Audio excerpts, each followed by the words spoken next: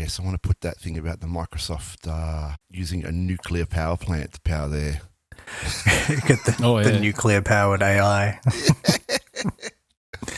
We won't even be able to block out the sun, like in the Matrix. No, that's it. No, they're doing it to justify their prices on Microsoft licenses.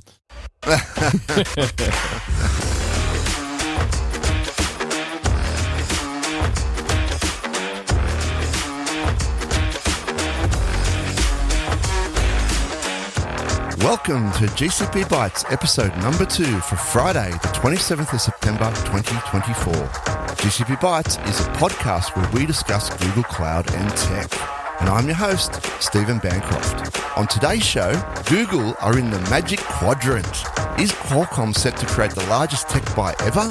We take a look at some new Google hardware, and how are we going to power the AI future in the AI wars? But before we get to any of that, I'd like to introduce the co-host of the show, Dave Wall. How are you going, Dave? I am doing awesome, thanks, mate. How about yourself? Awesome. And our very own GDE, Ian Brown. How are you, bud? I'm good, mate. How you guys going? Oh, we're going good. Oh, I'm still recovering from this flu. Hey, oh, God, it's killing me. Oh. Yeah, no thanks. You can keep that. I've had enough of the flu this year. Yep, and this is one advantage of, remote podcasting. We don't have to be in the same room sharing all that air and nasty bacteria and viruses. Yeah, I don't have to be anywhere near your gross microphone. No, you do not. I might take this windsock and burn it after this. The sacrificial windsock. Awesome. Anyone been up to any tech adventures during the fortnight? Oh, there's been a few. Because as you guys know, we got our new caravan sort of 2 weeks ago. And so we headed off on a trip on Saturday to a little motorbike park out west of Gympie called Manar Park, which was a fantastic, fun trip because my young fella loves his motorbiking. So he's cracking around the entire place. It's a massive property. But there's no internet out there at all. Like in any way, shape or form, you get like 1 bar of 3G when you stand right on the top of a hill, which is a good 500 metre walk. Yep. So I vetoed that and I went and bought Starlink. And I ordered Starlink actually before the last podcast. And it never turned up. It just stuck in, we're preparing your order. And then I found out that BCF actually has it. So I cancelled the order. I wandered down to BCF and I bought the Starlink $300 cheaper than what the Starlink website was charging me. They had the units in stock. They have the units in stock. They had 2 of them there. So I said, good, put one aside. And in that 5 days that we're at Manar Park, we consumed 193 gig of traffic. So it was me on a couple of phone calls. Obviously, we did the pre-podcast meeting with you guys on, and the quality was great. Like when we had you on that call, it was perfect. We were getting 260 meg down and 15 meg up. It's cracking along. Yeah. So, and then watching Netflix in the evening and that, or we watched Netflix. No. We were watching a whole heap of stuff at night. We just sort of curl up in the caravan, put the telly on. We've got the Chromecast, the white one in there, the 4K one, which is fantastic. And then at the same time as I ordered the Starlink, I decided that, hang on a second, I'm going to need some way of powering this on 12 volt because we're not always going to be on a powered site. So I ordered myself a buck converter or a step-up converter that goes from 12 volt to, and wait for it, Starlink requires 57 volts. Of course it does. Because, 57 volts is a perfectly normal number. So I ordered one of them at great cost. And that's my next job is wiring that up. But that's the tech adventures for me. The really awesome thing though with the Starlink is the more remote you are, the better your like individual cell performance is because you're competing with a lot less people. Yeah. So it's really just absolutely perfect for places like that. The the next thing that's really exciting though is you're going to be able to have it on your phone in the not too distant future. They've already started piloting that with like phones that you can buy today. You don't need to buy a sat phone or a Iridium device or anything like that. You will be able to get like basic phone, basic text, emergency coverage on like almost any phone everywhere. Like But honestly, if you're not going to go out and buy yourself a brand new phone, it took me, I don't know, probably 10 minutes to get it all set up in the caravan, plugged in and get it online. It doesn't take long to get working. So if you do need to make an emergency phone call, we've got Wi-Fi calling turned on the phones, and you just connect it to the Starlink and off she goes. Yeah, I mean, I guess I'm probably more getting it from like just a general emergency, like someone hiking and stuff. So not like where you've got the whole Starlink dish. I know they've got the backpack ones and stuff now, but, you know, just someone who like wanders off a path and gets lost with their phone. Like now you'll be able to have coverage everywhere. Yeah, I think that's good. No, it certainly sounds the goods. And, you know, I've got one of those Telstra 5G dongles, and I think I'm paying for 400 gig, something like $110 a month or something on that. So, I mean, when you look at it, what are you paying for the Starlink? Yeah. So the Starlink's quite a bit more expensive than that. It's $195 a month. But yeah. But the I suppose with that, it's a far better solution because I don't require a cell tower. I can connect this. I could be in the middle of the desert in Australia where there is no coverage for hundreds of kilometres, and I put this up and I've got like high-speed internet and low latency high-speed internet too. Our latency was sort of averaging around the 25 to 30 milliseconds. Yeah. Yeah, I'm not going to get that. But you know, the 5G dongle is kind of this big. You just turn it on and stick it in your bag and you're done, right? You don't have this big satellite. So there's pros and cons each way. Yeah, that's right. No, it certainly sounds cool. What about you, Banky? What have you been up to? We've seen a few of your exploits going on in the chat. So I did send you a few photos through during the week. Yes, playing around with a Commodore 64. I think I mentioned it last week. I got it out. I started, making a few moves on trying to get it working. Now, Facebook Marketplace must have known that I'd been talking about this or looking this up, and I went on Facebook Marketplace to look for bunk beds for our spare room of all things, and of course the first thing that comes up on Facebook Marketplace is a Commodore 64 in the same suburb 2 streets away. A guy was selling. Nice. And I was like, well, and it looked newer than mine. Everything's well, I've got to get it just so I can swap the chips around.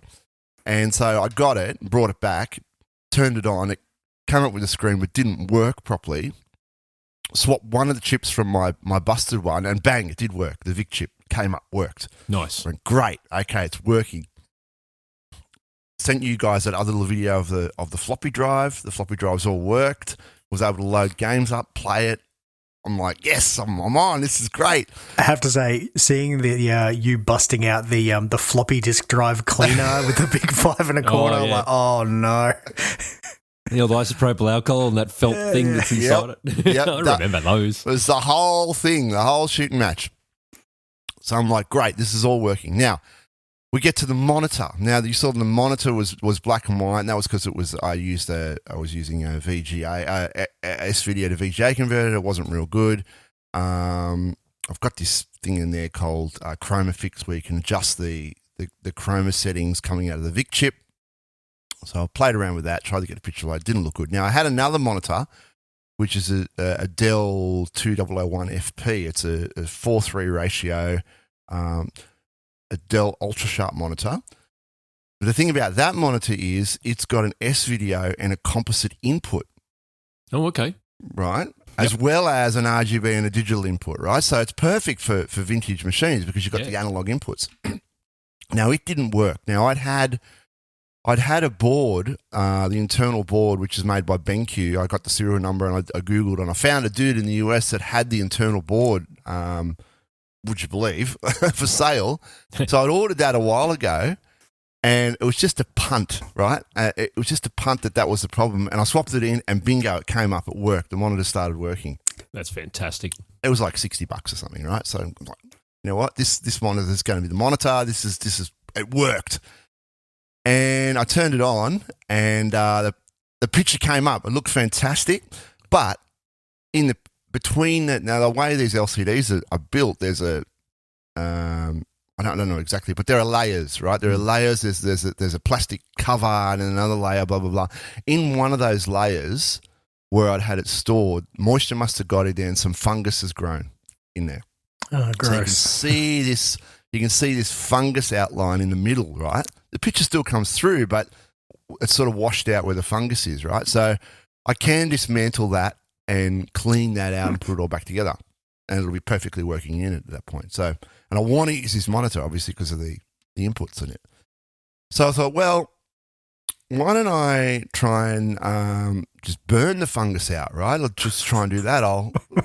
I saw some dudes on YouTube, some dudes on YouTube doing this, right? So some guy on the internet says I can set my monitor on fire. This, right? YouTube Advice 101.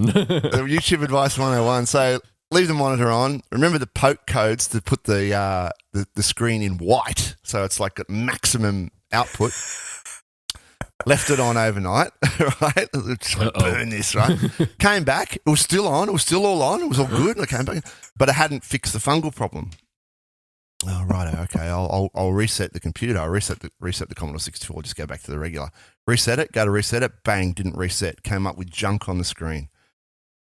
So it's dead now. It turns on, but you just get the whole screen full of junk characters, and it's probably the screen has died. The Commodore 64. Commodore 64 has Commodore died. 64. Commodore 64 has died. So it's probably a memory addressing problem. Or have a look at the RAM chips on it, because if they're the MT RAM chips, I know that they're really dodgy. The MT RAM chips or the MOS chips, if they made the RAM chips in it, they're dodgy as. And because it had been on overnight, which is kind of good. It's a burn-in test, right? So that's where we're at the moment. It boots. It's got this weird ass, just full of random junk characters. Now, I have on order a multi-test cartridge. Now, the thing about these multi-test cartridges that you get is the way that it works. The predecessor of the Commodore 64 was Commodore's Max machine, and the Commodore Max was a 6502 machine, but it only had 4K of RAM, and it had like a cut down set of chips. Now, when you put a cartridge in the Commodore 64, the cartridges can be made to be backwards compatible with the Max 64 or the Commodore Max. Now, to do that, what they do is the cartridge port goes into what's called max mode. You can the cartridge can, I think it shorts out two of the pins, and it sends the computer into max mode. And the idea behind that is so that any Max cartridges that you plug into the 64 are still compatible with the 64. That was one of the selling points. Now, I'd not heard of the Commodore Max. I don't think it was retailed here in Australia. No, it was a US only thing, I think. It was a US only thing, right? But this mode exists on all Commodore 64s. Now, the advantage of that is the machine, as long as the base 4K of RAM and the CPU and the VIC are working, the machine can start up. So it's like a limp home mode. It's like a limp mode, right? It's basically like BIOS. It's like a BIOS mode. Yeah. That's right. So you can have all these other problems on the machine. Now, if it's a memory, like a high memory problem or problems with the CIA or whatever, then all of that is switched off when it goes into max mode, and the machine can still boot up. So I'm hoping when I get this Diag cartridge and I plug it in, that enabling max mode will be enough. And then when it's in max mode, it can run tests on the chips, and then it can tell me where the problem is. Yep. So that's that. That's my sort of course of action with that, and we'll see what happens. Yeah, nice. Yeah, that sounds like some oscilloscope fun. There was oscilloscope. Well, I did have oscilloscope fun with the 128. I did some probing and et cetera with the 128, and I've narrowed it down to two ICs. One's a TTL buffer, and the other's a TTL inverter, 7406 and a 7407. So I can just go to JCar, buy those parts, and swap them in. And a pretty common problem apparently. So yeah, maybe I'll get the 128 alive as well. But yeah, I'm working on 2 or 3 things at the moment as far as that goes. But I did do some retro brighting on the drives as I showed you. Yeah, and that's cool. Yeah, so I think it has removed some of the yellow. But I'm just going to leave it as it is at the moment. I spray painted those drives and they look $1 million. And when I opened them up, there was next to no dirt or anything inside. They were pristine inside, so I was really happy with that. And as you saw, that they do work. So awesome. When it's all coming together, it should be a really nice little system. I love that the 74LS logic chips are still available. That's so good. Yeah. Now there is a hack you can do with the 74 logic chips. You can just sit them on top of the ones that are in circuit. And you can quickly identify. Sometimes it works, sometimes it doesn't. You can identify if that's the problem or not. You got to push down fairly hard on them to make sure they make contact. But make contact, yeah. I like just piggyback off the existing ones without desoldering. Yeah. Because all the so in the at least the later revisions of the board, they're all soldered in. Yeah. And so as long as the legs on the chip in place are clean, you can piggyback another one on top of it, and if that chip is faulty, you'll remove the fault because the chip that you're sitting on top is then using it. Yeah. It just goes in parallel through the ones that do work. Like if it's like a logic gate with like 6 gates in it, it'll go in parallel through the ones that do work, and the one that doesn't work, well, it'll pick that one up. Yeah, amazing. Yeah. Do you reckon is there any technology that's being made today that people are going to have the same following about in 40 years' time, trying to like bring it back? I mean, maybe consoles. I could see sort of consoles being a thing, but no one's going to grab like, I don't know, I've got like a random like a Dell Mini PC. No, it's interesting. My young fella's got this love for old Nokia phones. And so we picked up a bundle of them off, it was like half a dozen or something of them off eBay for $40.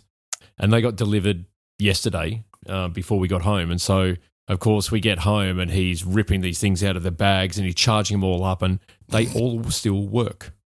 I mean, they weren't connected to any networks, but... What was the meme I saw the other day? I found my phone that I lost in 1992 in the woods and it still had 1 bar of charge. Yep. Yeah, well, 2 of the phones powered up straight out of the box. The others were dead. And there's a Nokia 3310, there's a Nokia 3315. And for those who don't know, the difference is that the 15 had the joined buttons, whereas the 10 had all the individual buttons. And there was like an X302, and there's a whole heap of different Nokia phones in there. Just remember how good we all got with like being able to like do the SMS. Well, I can't remember what the name of that typing is, but we could all just do that. You could have your hand in your pocket and just be SMSing your mates. Yeah. But I don't know what it is. It's something about the 8-bit hardware that's just got this allure. It's accessible, right? It's you can analog. You can almost see what's going on, right? At the bit level, right? And it's easy enough to understand for people who aren't technically like in that mindset of like, I know how to debug really complex logic. They're easy enough to get your head around, and there's enough manuals online for it and all the rest. It's good fun, right? Because everything hasn't been abstracted away. You can trace it. Like it's more like being a mechanic than a current day sort of computing. Yeah, it's like there's no sort of FPGAs or anything like that on those old machines. It's all TTL logic, and it's fairly easy to follow where stuff goes because the traces are big enough. The pins it's all are laid big out in front of you, right? It's all it's like a microservice architecture almost, right? Yeah. It's all laid out in front of you, and it hops from here to there, right? Yep. And does it help that this was built by hand in like a garage in California? Like, well, yeah. If you're working on the old Apples, absolutely, yeah. Did you see? And, Did you see that certain- one? Did you see that original Apple that Steve Wozniak built by hand? Sold because it was at the Living Computer Museum, and it sold Which we'll for get onto, some yeah. astronomical amount of money. Yeah. In a suitcase. Mm. All right. Well, look, outside of that, I sat a certification, a recert. Would you believe on top of all of that? And I've been sick. Last Wednesday, I sat a recert for the Pro Architect and I passed. Yay! Congratulations. Yes, thank you. Now, I just have to say straight out of the gate, I think I mentioned this last time I did it, they hit you with the case studies. And the case studies were, questions were all on EHR healthcare and Helicopter Racing League. There were no questions on Mount Kirk Games or Terram Earth, which I found interesting. Okay. That is interesting because originally they were all on, like most of them were on Terram Earth and Mount Kirk Games. So I wonder whether that's an indication of where Google sees the use coming from. Yeah, well, Terram Earth, it was pretty obvious to me that a lot of the questions were around IoT and IoT core with Terram Which Earth. has been gone for a long time now. Which has been gone for a long time, right? So there were obviously no questions around IoT and IoT core in the test. I'm just trying to cast my mind back now because it's been over a week and I've been crooky in the meantime, so I've got a bit of brain fog what was in the exam. But well, you did do a bunch of the skills boost preparation stuff. Right? I did. So how close do you feel that aligned to the actual exam? Look, I think my strategy was I actually went in. Did I mention this last fortnight that I found the upgrade course from the and there from was the like associate to the 200 pro questions or something in there. There was a lot. Yeah. Now that was a knowledge test question, the knowledge test thing, right? They weren't, the questions weren't scenario based questions like they would be in the exam, right? So if you can do that, you'll be right with the exam, right? Okay. That's not a problem, right? And then if you can do the test questions, the sample questions, you'll also, and you're used to the way those scenarios are put to you, then you'll be right with the exam as well. Because I have noticed that they reduced the length of some of the questions. Some of the questions were really wordy in previous incarnations. And it was, trying to hold all of that in your, context window. My brain's context window is tiny, right? So I have to constantly go back and reread. It was challenging, but they have reduced that somewhat. You need more L2 cache. I need the Gemini large token, large context window. Context window. Yeah. Some of the questions were gimmies. They were really easy. And then I can't for the life of me remember now the specifics, but somewhere I had to go back and review. But I used my same strategy. I put an answer on all the questions. The one that I was sus on, I hit the review flag, and then I went back and I reviewed them all.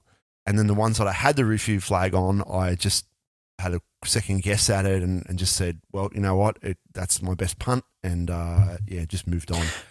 But I've never found when I'm doing exams, I do the same thing. I flag them to go back later. I don't know if I've ever actually gone and changed my answer after having done it, though. I have. I have once or twice, though. Only once or twice. It's not a rare occurrence. It's not a regular occurrence. Yeah, it's one of those ones where they word the question a little bit ambiguously, and I was sort of like, I think this question is about this, and I'll put the answer in, and then when I go back and review it, I'll reread the question and go, oh, hang on, that question's got nothing to do with the answer I put in there. This is the answer for that. Yeah. Or later on, you get another question that's kind of similar, and it changes the context in your brain. Yep. You go, oh, that's right. Yeah. Yeah. But I've got a series of tests coming up now. I've got it all in quick succession, bang, bang, bang, bang, bang, between now and sort of May. And that'll be my refresh cycle. Lots of study for Banky. Lots of study for banking. That's it. All right, cool. Let's get on with the rest of the show. Hey, enough banter for now. Yep. Oh, I thought this is we can wrap up the show. We're done. We've got a half an hour here. We're done. Lots of tech news today. Lots of tech adventures. But let's get on with the community news.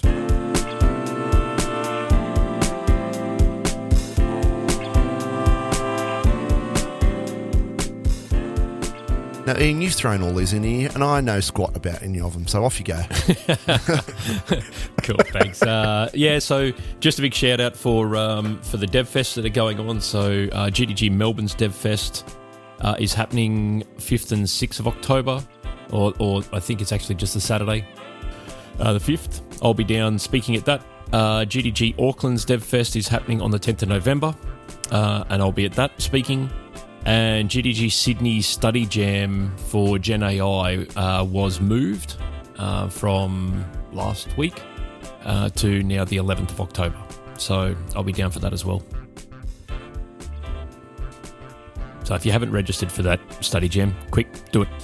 Quick go and register. Yeah, I've registered. You'll find links for all of those in the show notes. I'm not aware of any other community events, so that's probably it for the community news. All right then, let's get on with the news items.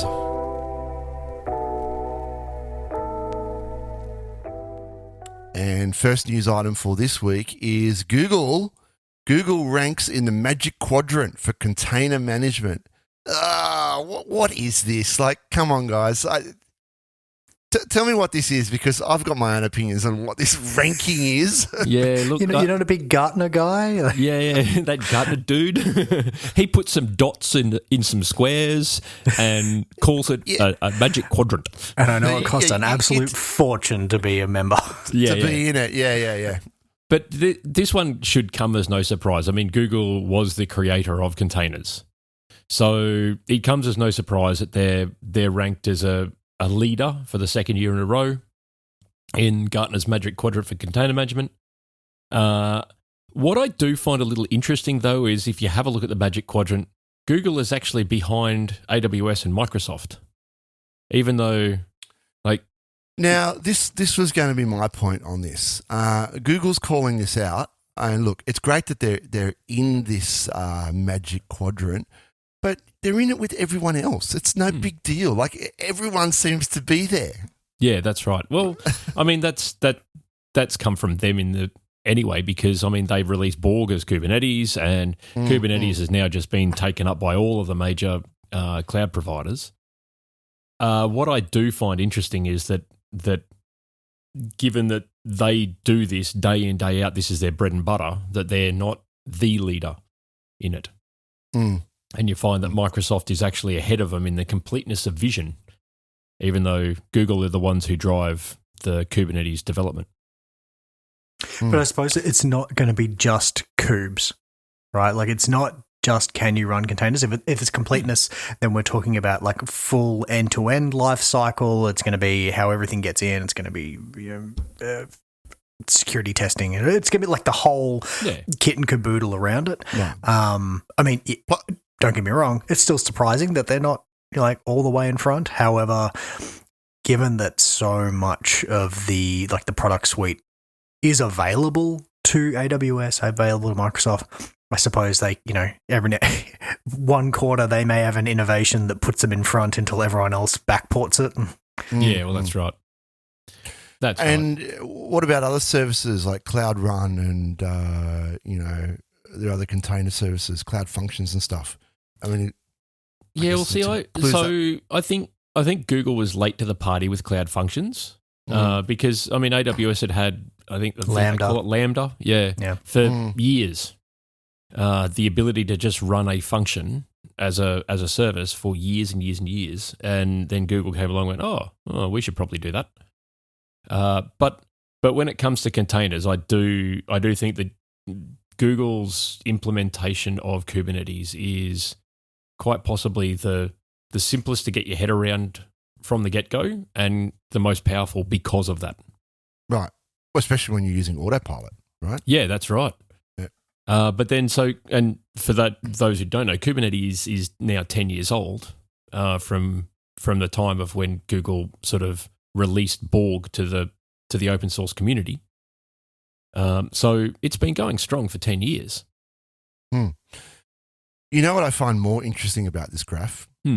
The disparity, the difference between Canonical and Red Hat. Oh, yeah. Right?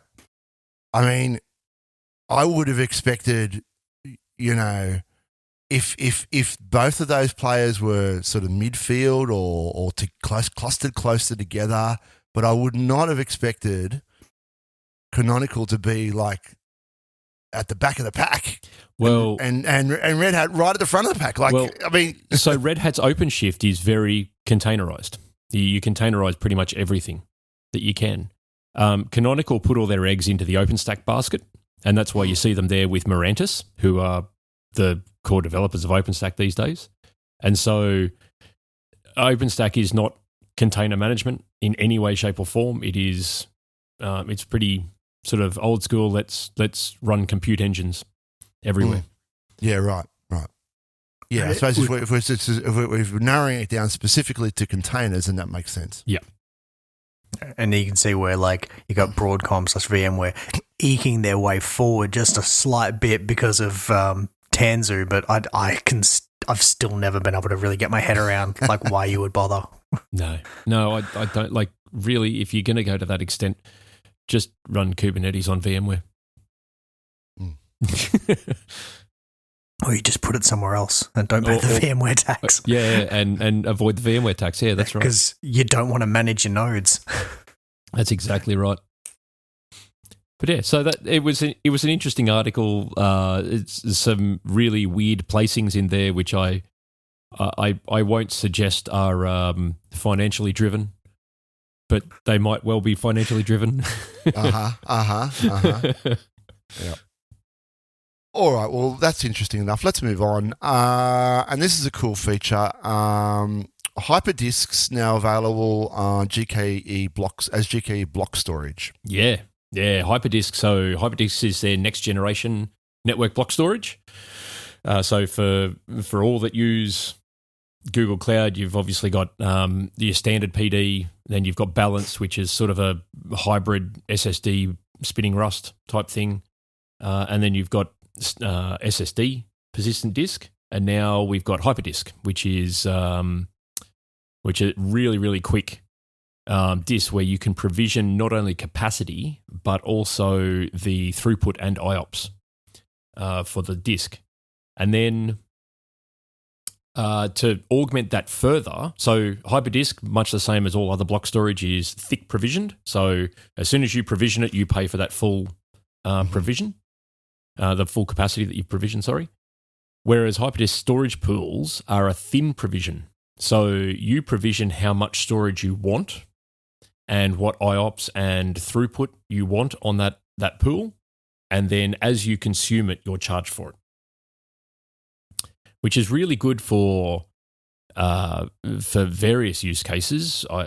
We use it in my daily work for SQL Server. So we've got SQL Server database that does dumps to disk that need to be restored to other servers, and we use a storage pool there. It dumps it down to disk. It ships it over to like the other machine, grabs that dump, uploads it, and then deletes it. Yeah, right. So you just get to pay for the one allocation, and then you get to split it across the workloads as required. Yeah. You can split it across multiple workloads. And yeah, so it's good. Well, it gives you a way to be able to do that, committed use discounting without having to say like, oh, well, this particular application is going to have this bucket of disk for the duration. Yeah, well, that's right, because if you have a look at our SQL servers, and it's not really a good use case, but if you have a look at our SQL servers, we're like 30 terabytes of storage on each one of them. But in GKE, Google are claiming here that the storage pool for Hyperdisk allow you to lower the storage TCO by as much as 30 to 50%, and are available as of Kubernetes 1.29.2. So you just mount it the PVC, referencing the storage pool SC storage class, and you provision however much storage you want in that persistent volume claim. Mm-hmm. So really easy to use and score yourself a discount. So it's a real just no-brainer. And super, super fast disk. Yeah.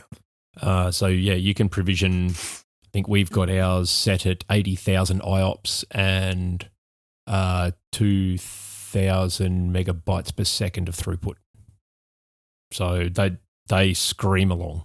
Yep. Very good. Get on it. Save yourself some money. Save yourself some money in the meantime. That's right. All right, cool. Let's just move on with the next article. And Dave, this could be a big one, but Qualcomm is reportedly wants to buy Intel. Yeah. So, it's been an interesting and sad time for Intel recently. They've taken some pretty big hits. They've got some long-term plans that they want to try and turn the company around, like spinning off some of their foundry stuff. However, they're down significantly on their market cap, all right, which does mean that for certain other companies, which are having their heyday right now, gives them the capacity to kind of sniff around, and that's Qualcomm right now. So Qualcomm's kind of valued right now at about where Intel was a year ago. Intel's now the smaller, and they're wow, that's a big drop, isn't it? That's a big drop. So they've been inquiring.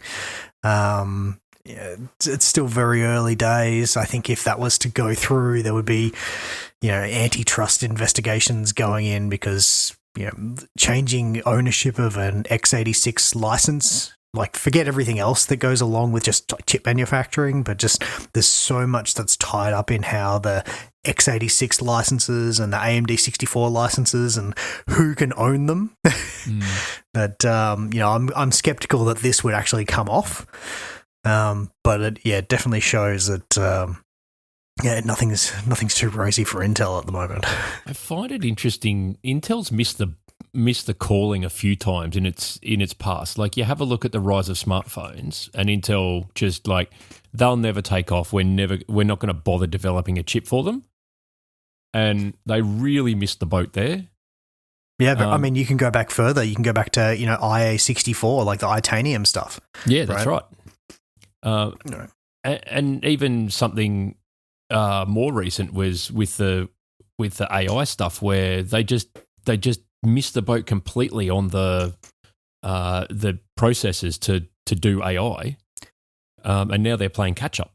Yeah, and we've seen now their first forays, like the Lunar Lake stuff, which we touched on last fortnight. Mm-hmm. Where they are starting to see an uptick there, and I think also we can spin back a few years when they started to get back into like the GPU game. Because that Arc, it was the Arc GPU, wasn't it? Arc GPU, that reportedly was actually really good. Like okay, but by comparison to the top of the range NVIDIA GPU, it wasn't much. But nah. but for a first sort of foray into GPUs. I'll try and dig it out. The numbers were something like NVIDIA had something like 88% of the market, and ATI AMD had 12%, and Intel had a fat donut of the market. So anyway, not looking good there. While I don't think that Qualcomm's actually going to be successful on this one, they might be looking for other acquisitions. So. Yeah, well, are they going to look at AMD if it doesn't come off with Intel? Well, AMD's worth more than Qualcomm at the moment. So and there you go. In terms of like turnarounds again, like go back from like say previous, like before Ryzen, when AMD was absolutely on death's door. Yeah. And now they're $250 billion worth. So wow. Okay. That's a lot of coin. Oh yeah. That's a lot of billions. Yeah. More billions than Intel has right now. That's it. All right, well, we'll keep an eye on that because, if there's a purchase like that, that really will reshape the tech industry, right? That'll be a big shake-up. Yeah, Big I shaker. wouldn't expect, even if they got it, I don't think they would get it holus bolus. They would need to split massive chunks of it apart. Yeah. Pending all the approvals, right? Yeah. All right, and while we're on the subject of retro computing, the Paul Allen estate has sold the remaining living computer artifacts and systems to a museum near Atlanta. What's this all about, Ian? Yeah, so the Living Computer Museum, which I'm so disappointed. So I was slated to go to Google Next back in 2020, and when COVID hit, and this was going to be one of my stops. I was going to go to Living Computer Museum because, oh my God, it has got so many really cool retro machines in there, including one of my all-time favourites, a Cray supercomputer. Mm-hmm. So the Paul Allen estate announced on Thursday that it sold the remaining historical computers and technology artifacts and systems, the storytelling content and all the exhibits, materials previously housed at Living Computer Museum to the Computer Museum of America, which is located in Roswell, about 20 minutes outside of Atlanta. And yeah, this sort of marks the end of the Living Computer Museum. It really hasn't opened since COVID hit, so it closed down at beginning in COVID, and it hasn't opened since, which is sad because they have got some really cool gear in there, like the original Apple computer that Steve Wozniak built by hand.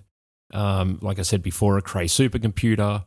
And I think some old PDP. Yeah, some old PDP. So yeah. I think Dave Plummer from Dave's Garage on YouTube, he actually bought one of the PDP 1134s from LCM. So yeah, really, really cool museum that shows the history of computers right from the get-go to today, essentially. Still pretty sad to see it go, and yeah, I guess that shows like the estate didn't have an interest in running that. Quite possibly didn't have an interest or couldn't find people to do it. Paul Allen, obviously one of the co-founders of Microsoft, a very well-regarded computer scientist. He's obviously got some talent there, or he had before he died. And I suppose the people surrounding him either didn't have the talent or couldn't get the talent in to keep restoring this stuff. I can tell you from firsthand, it's challenging. It's very difficult to keep these old computers running, right? Yeah, you got minutes of runtime on your Commodore 64. Minutes. We just update the BIOS out of band. It'll be fine. They don't have a baseboard computer management system. No. They constantly break down, constantly need new parts. A couple of videos I saw on YouTube, that they built new power supplies. Typically, that's one of the problems, right? The power supplies were so dodgy and poorly built. They feed it bad power and they don't last. So they redesigned the power supplies for cleaner power.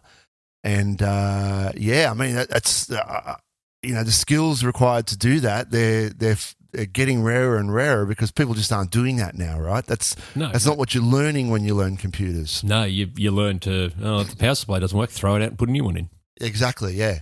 But I did find Dave's Garage, the video that he put out, really interesting because he actually went through his PDP-11 and pulled it apart and replaced a whole heap of stuff. And like there was some people there that were fuming at him because he got it home, and instead of like checking over everything meticulously to make sure it wouldn't explode when he powered it up, he just plugged it in and powered it up to see if it worked. Which is exactly what I would have done. That's what you do. Like, I bought this because I think it's cool. Yeah. And I want to run it. I want to see it do some stuff. Yeah. All right. Well, sad news there. And we'll keep an eye out, see if any of the artifacts from that museum, see where else they end up, because they're going to be in some interesting places. Some YouTubers and that'll probably show up in their channels. Yeah, definitely. All right, moving on then. More Google news. Google GCP floor fixed after Composer vulnerability found. So this, what's this all about, Ian? Sounds like Composer. So Cloud Composer, which is a sort of Google's version of Apache Airflow it doesn't anymore. It had a supply chain 0 day, essentially, that Tenable, the security firm, has dubbed Cloud Imposer. So Cloud Imposer could have allowed attackers to conduct dependency confusion attacks on Cloud Composer, a managed service version of the popular Apache Apache Airflow service.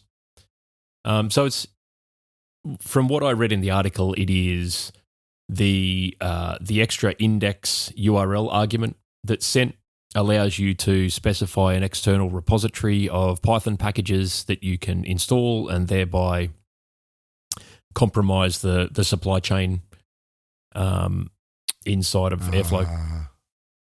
Right. And they've changed that now to the index URL argument instead of using the extra index URL. Yeah, that's right. So this was fixed back in May.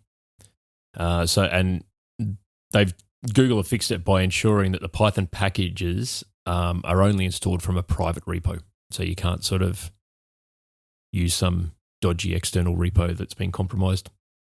Yep. Well, that makes sense, really, doesn't it? Yeah. Yeah, of course. All right, so just be aware if you're using Composer that you've got to make sure you're using the correct index URL. I guess that's the upshot of that. Awesome. And all right, moving on. Now, Dave, you were supposed to have a Chromebook, or Chromebook info was supposed to be released. I had big What's plans. going on here? I kind of talked about it last fortnight that there was there's supposed to be the big Chromebook fall release in New York City. There was supposed to be a big event. This was like 2 days ago. All quiet on the Western Front. Everyone who went there, I think, must have had to sign NDAs. I think there's the event happened, but I have not been able to find one thing that came out of it. Really? Yeah. So, and I was so excited. And again, I kind of touched on this last fortnight, is I'm in the market for one, right? I want to buy a new Chromebook. I really like the look of what I was seeing with these Lunar Lake CPU ones, which they're quite performant. I can't find anything. I found literally one guy in Australia managed to get his hands on a Lunar Lake device, a reviewer one, a couple of days ago. So from before the announcement. It's the only thing I've been able to find online. Apparently there's a Samsung Galaxy Chromebook Plus coming out, which should be really good. It's Samsung getting back into that market. Nothing confirmed. So I'm sitting here. I want to talk about devices. I want to buy. I have money. I have money to buy a thing. Shut up and take my money. It's here. You can have it. I want the thing. Yeah. So I've been I think every 6 hours or so I've been going and checking. Even when we started recording today, I'm maybe someone's posted something. Nothing. No, I'm just having a look at the the Chrome Unboxed website. Yep. Yeah. Literally nothing there. Yeah, if you check their threads, they posted okay, we're about to go into the thing. Yep. And then nothing. Yeah, so there was a post 2 days ago, September 24th, or yesterday for the US. And it's what we'd like to see. Yeah, what we're hoping to see today. Yeah. Yep, but nothing on what actually happened. Yeah, so that's that was a bit of a bust. So maybe in the next 2 weeks there'll be something. We'll see, but I'm not making any promises. So cross fingers. Cross fingers. But I did manage to get my hands on the new Google 4K streamer, which just came out yesterday. Yeah, so this is Google's set-top box. This is, yeah. So it's not just a dongle that's, hanging out the back of the thing. It actually is designed to sit on the desktop. And in my instance, I was using it to replace an Apple TV that I had plugged into an Android TV, but it's a really cheap one. So, like the really cheap Android TVs, it's got like a terrible CPU and it's just bad. Yeah. So I had this Apple TV there, which was pretty good, but it's the only Apple device I own. So I swapped this stream of 4K in. So I've only been using it for about half a day now. And it's certainly better than the inbuilt one on the TV. It is a lot faster than that. It's not as fast as the Apple TV that it's replacing. And a couple of like little things, like the remote's pretty good, but it's plastic and it's very lightweight versus like the Apple TV is like this nice metal thing that you just recharge with USB-C. The Google one has batteries. So it's like, it's a little annoying. However, as like a home assistant device, it's pretty good. Yeah. Like it's kind of turning the TV that I've got it plugged into. It's like I've got it in the kitchen. And it makes it much more like a home hub. And the device itself is also like it's a Matter and Thread gateway as well. So it can do a lot of those things. It's already got like the integration with like if you have a Nest doorbell, if someone rings the doorbell, it will come up on the TV. Oh, nice. Yeah, and like you can do the same thing with like the photo slideshow backgrounds and stuff. Does it pause the show? Does it pause the show that you're watching? No, it does a picture in picture. Okay. Yeah. I noticed this the other day. I was watching something and there was picture in picture going, and yeah, that's really cool. Yeah, so I think that's really nice. There's a bunch of Gemini logos throughout it. It's still sort of there's references to Home Assistant. Sorry, not Home Assistant, to the Google Assistant. But starting to see more Gemini stuff on there. So it's good. I read this little article yesterday.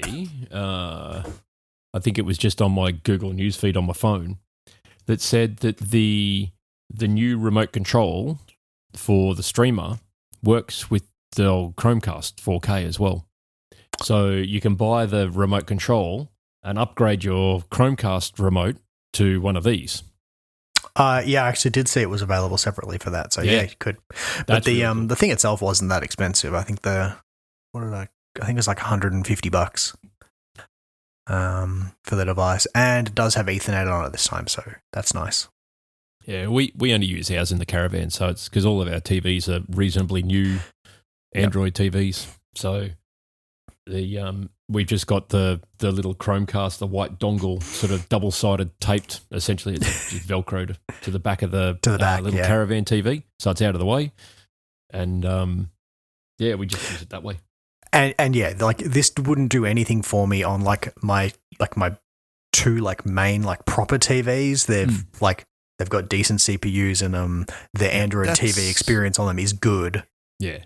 That's what I was thinking. I've got like the latest shiny Samsung TV with all the Samsung apps in it and everything, and I'm trying to think of a use case for this compared to that. Yeah, it doesn't really replace that though. No. Yeah, it's more for like I've got up in our bedroom, we've got this little JVC smart TV that's got Google TV on it. And this, much like your use case, Dave, the CPU in that thing is complete nonsense. Barely runs the TV, let alone any Google apps. So this would be a perfect use case for that, except that it's mounted up on the wall high up, and I've just put a Chromecast up there because the new Chromecast has got all the apps anyway. Yeah, I mean, you could do this too, and you could just double-sided tape it to the back. Like it's still not that big. It's about the size of a phone, maybe a little smaller. Okay. So it's not too bad. Yeah, nice. So yeah, it's not a Chromebook, but at least it was something. I got to actually touch something, so that was nice. Got some hardware. Doesn't even have Chrome in the name anymore. No, it doesn't. All right, cool then. I think that's enough of the news items. Let's get on with the AI Wars. AI Wars.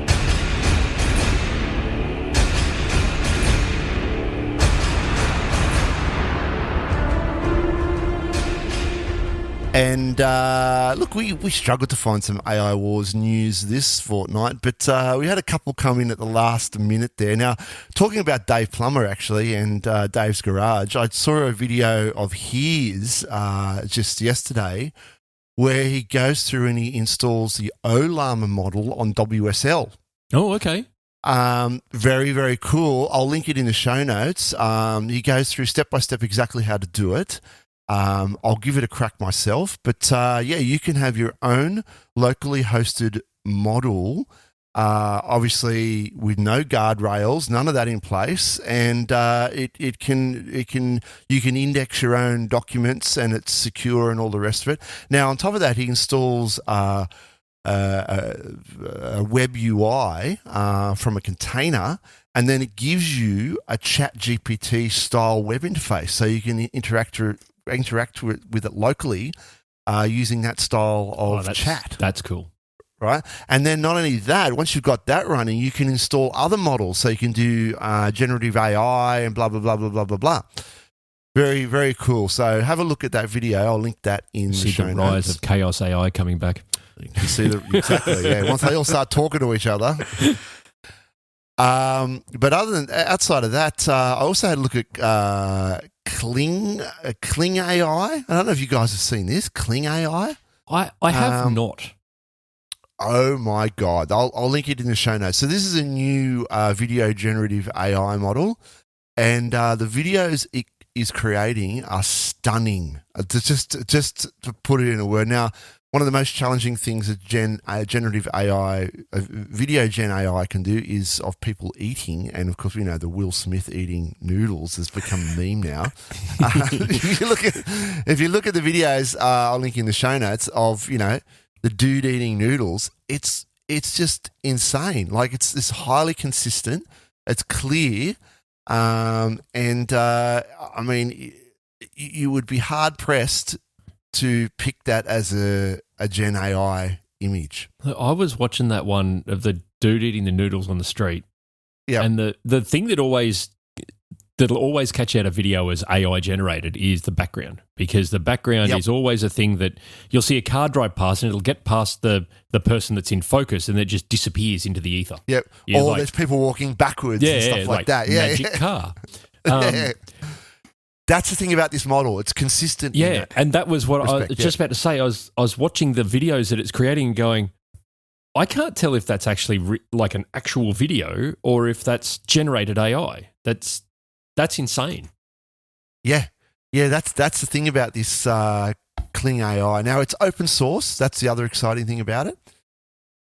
And at the moment, I think you can sign up for some free credits, and it can create a 10-second video at the moment. Wow. Now the other thing you can do with it is you've got there's a director mode, so you can have a scene and you can draw there's a tool where you draw arrows for each, you circle the dog and you draw an arrow, and then you circle the car and you draw an arrow, and as it builds the frames, those objects in the scene will move in that direction. So you can direct the scene. Yeah, wow.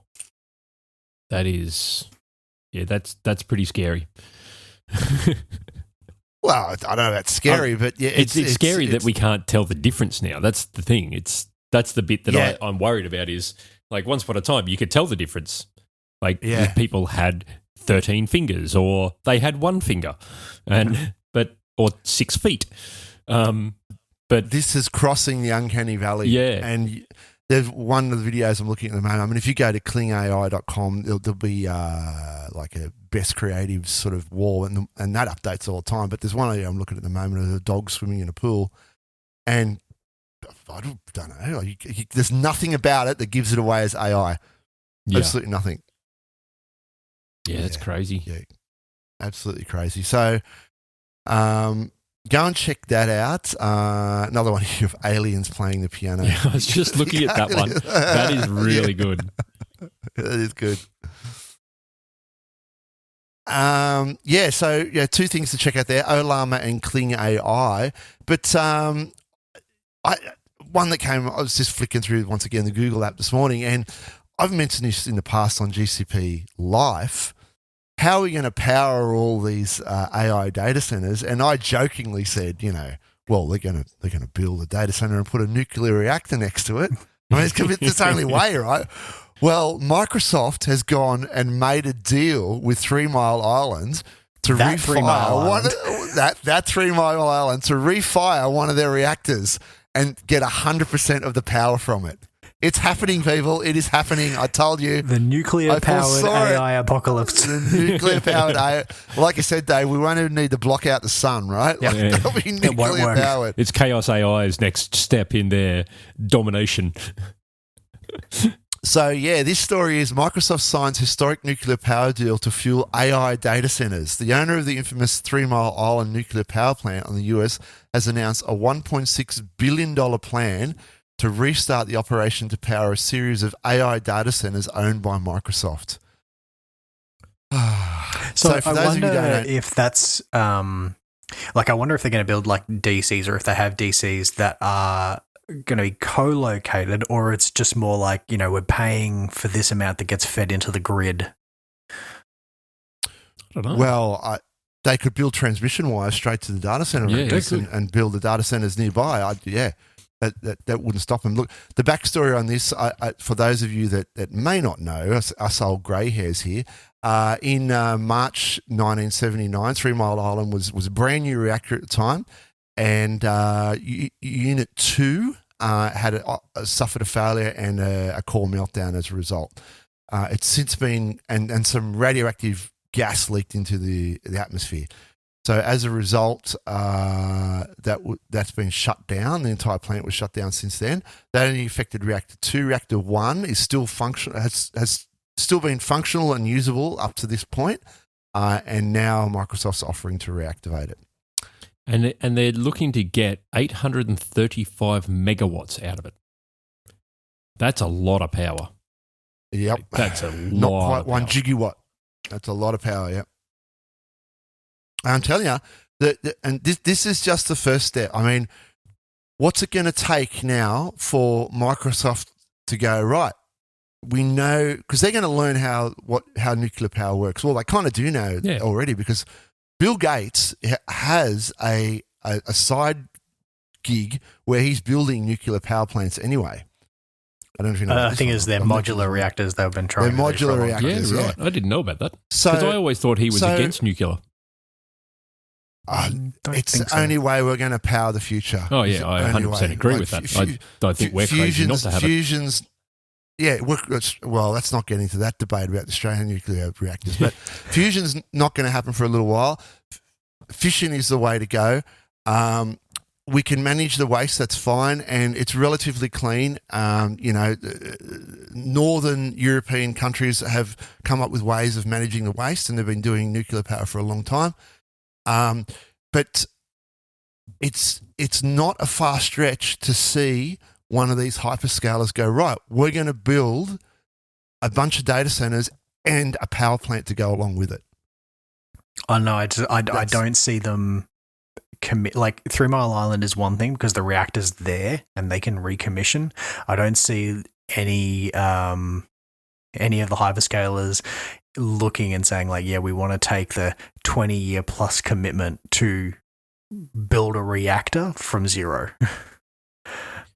Well, that's true. Yeah. Unless they can come up with a way to fast track the build. Well, so I know that ANSTO in Australia is talking. It can take, for the small modular reactors, they're looking at 5 years. They don't exist. Like they don't, that you can't, there's not one anywhere, right? Like they've been talking about building, no one has one anywhere. Yeah, well, so it's like, yeah, it would be great if they were available, then we could do it. But yeah. Yeah, I'd love to see it happen because, at the moment, I mean, in Australia, we're all mostly gas-fired power plants, which is horrible. Much the same as firing it with coal, to be honest. Yeah, it's horrible. Because we sold all that gas overseas. So. Yeah, it's so firing with coal, you're not sort of shoveling big lumps of coal into a furnace. It's actually ground up into like a talcum powder and sprayed in. So it still burns pretty well 100%. But gas-fired versus coal-fired, I mean, you're still pumping truckloads of CO2 into the atmosphere. Whereas a nuclear reactor, you're not. It's the only thing that's coming out of those stacks is steam. Yeah, that's right. And the nuclear waste, like a rod will last for 20 years. So That's right. you're only getting rid of those And rods once every 20 years. Yeah, and that can be managed, right? Yeah. Once that comes out, that can be sort of put into a granite mountain or something and then encased, and that's it. It's sequestered away. You never have to think about it again. Yeah. So this is going to be the biggest problem facing the AI hyperscalers. There's no doubt. Where are they going to get the power from? Yeah, because It'd all be those interesting, CPUs, they take a I lot. don't know if you heard of the solar duck. Right. So the solar duck it's a graph, and it shows what happens with power costs during like the middle and latter part of the days when solar is very high but demand is low. And it's where its power prices get pushed into negative, and you start having to do like load shedding. Like, for example, there's a bunch of industries like Bitcoin mining. A bunch of the big Bitcoin miners get paid money to turn up capacity during the solar duck. Right. Because it's a stability thing. Right. Yeah. Because obviously, if you've got a coal fire or gas fire plants can turn on pretty quickly, but the coal fire ones, they have a ramping time. So if you're going to lose money every time it's running, like if you have to pay $100 a kilowatt to feed it into the grid, you ain't going to want to run that reactor. Right. I mean, they're talking about doing that for solar in Australia. Well, yeah, but this is what I'm talking about. So we've got the solar duck, and that's where, like, maybe we would end up with a situation with AI where it's like, okay, well, certain workloads are more likely, or maybe use less credits. All right, if you think of like a credit-based system, like, okay, it might cost, if you want to run something on this model between 12 and 3 p.m., you might not use any credits. But if you wanted it like 7 p.m. at night, you're going to pay a premium for it. Mm-hmm.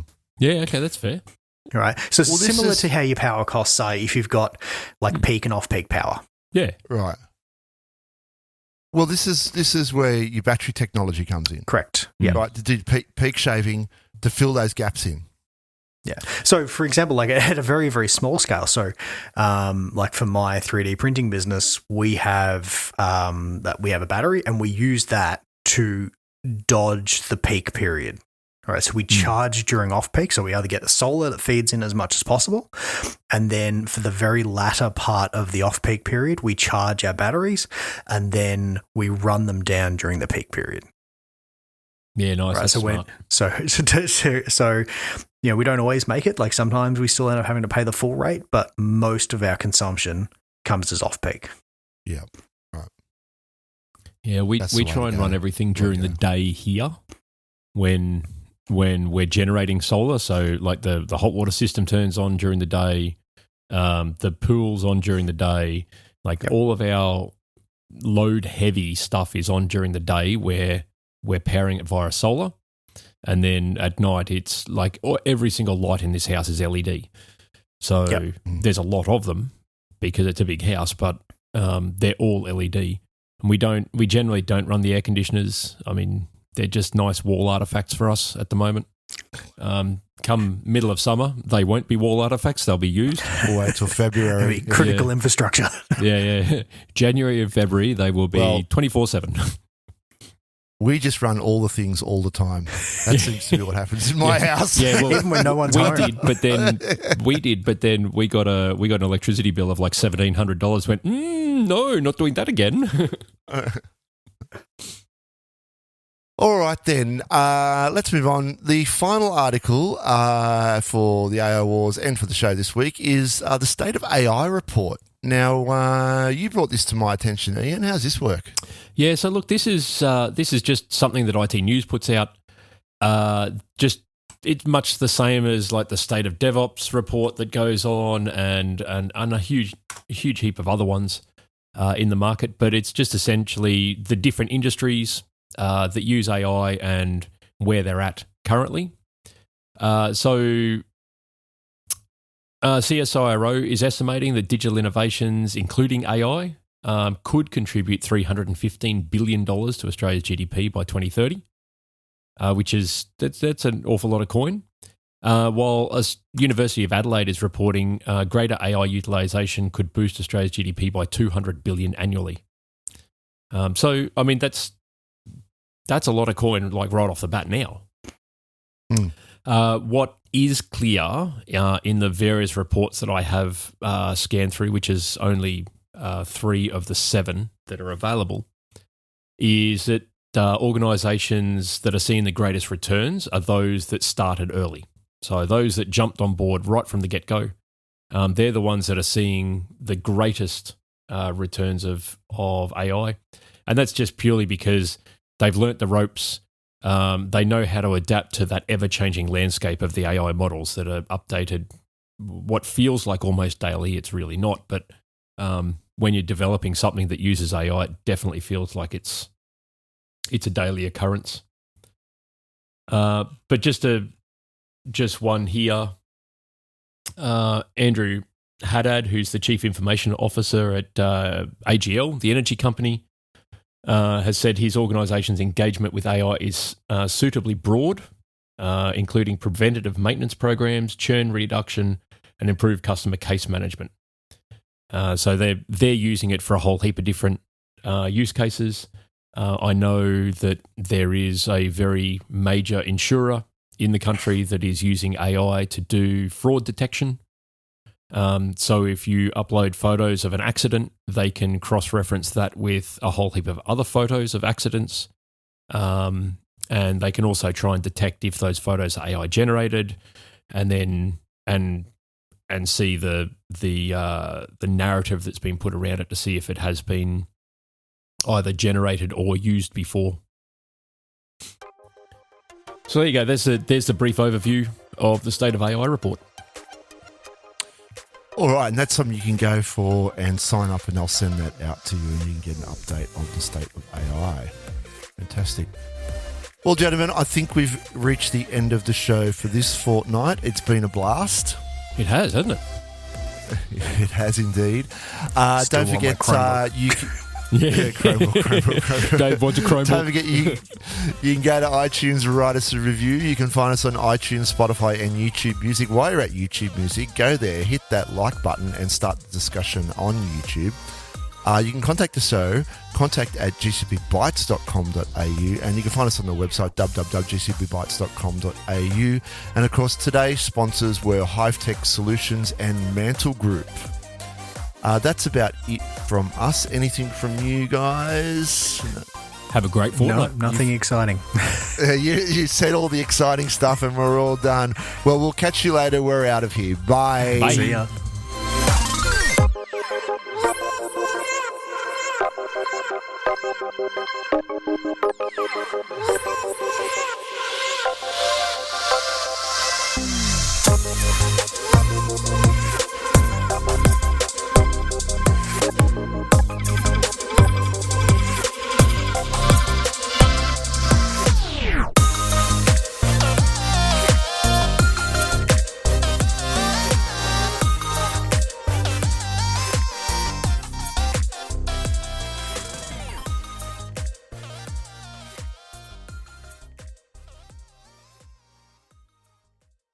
And I can only ever think of that line from The Simpsons, the king size Homer episode where he's really fat, and after Mr. Burns goes to give him the award, he's like, his quick thinking prevented this from becoming a potential Chernobyl and down to a mere 3 Mile Island.